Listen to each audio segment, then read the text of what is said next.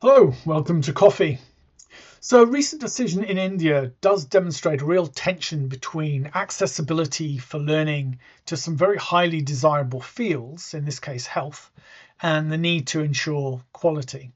So, India's University Grants Commission, the UGC, recently decided to stop online and distance learning programs for healthcare and allied disciplines. And it marks a significant shift in India's higher education landscape, where there is obviously a very extreme need for increased workforce in the health areas. So this will come in 25, 26, and it's a clear signal that there is a prioritization for quality control in areas that directly impact public health.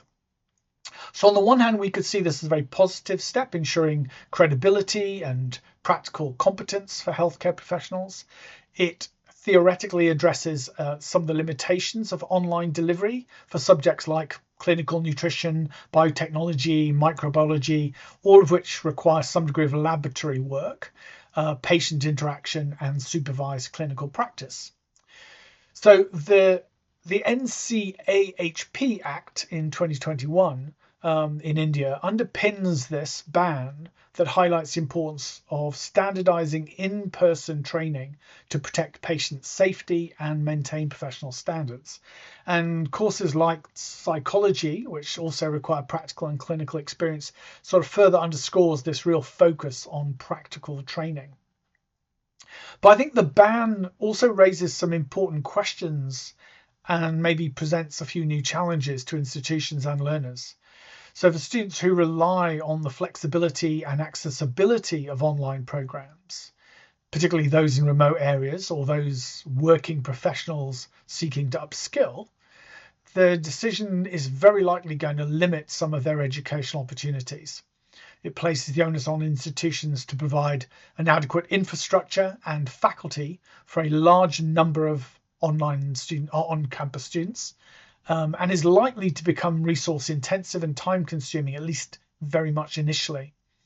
The long-term benefits of a more rigorous in-person curriculum should be self-evident, but the impact on aspiring students and educational institutions can't be overlooked.